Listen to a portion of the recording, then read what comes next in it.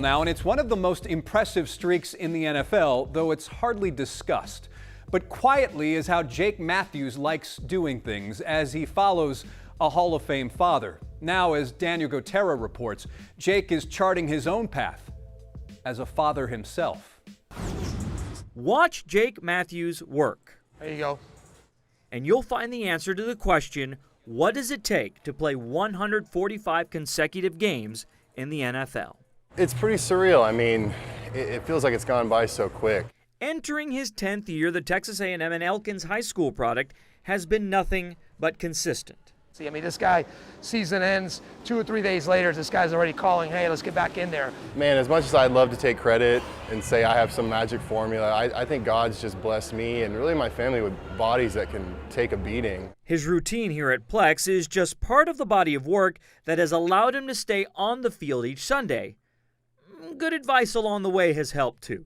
You know, I think there's plenty of cases of people who have parents that were really good at something and they kind of let that pressure get to them too much, but my dad's been nothing but supportive. His father, Bruce, holds the record for most consecutive starts by an offensive lineman, a Hall of Fame career that Jake uses as motivation.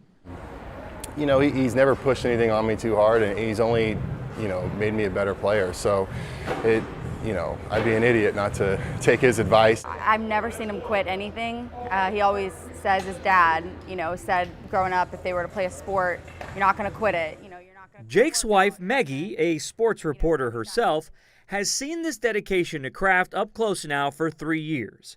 The couple met just before COVID hit in February of 2020, then unexpectedly had to quarantine together for 5 months, and well, I say though, if you get quarantined with somebody for 4 or 5 months, beginning of your relationship, if not much goes wrong, you probably should marry the person.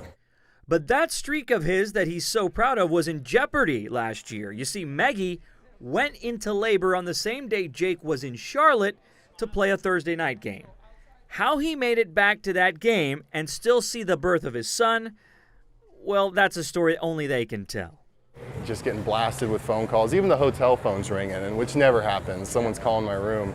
I said, I am in the hospital in labor. I'm looking at my contractions. They're 2 minutes apart. You need to get me to my husband's room. We try to charter a private flight or something to get there. Nothing works. I got to jump in a car, and one of the security guys has to drive me to Atlanta. We're like, they're not bringing your water till he's 20 minutes away, and then you can have the epidural right before then. She understood, hey, there's a time, this is our cutoff for when the baby has to come, and Jake can make it back with just enough time to spare. Beckett's born. I get to hold him for about 10 minutes and hang out with her for another 5, and you got to go.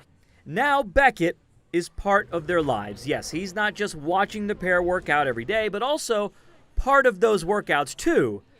Is he another NFL-bound Matthews? Jake knows if he follows his dad's blueprint on raising a son, anything is possible. It's surreal, and you know, I'd hope I do it the same way as my dad, where there wasn't a ton of pressure. Obviously there's an understanding if you're gonna commit to this, you're gonna work hard and do it the right way. But hey, man, go carve your own path, just like I did. In Southwest Houston, Daniel Gotera, KHOU 11 Sports Extra.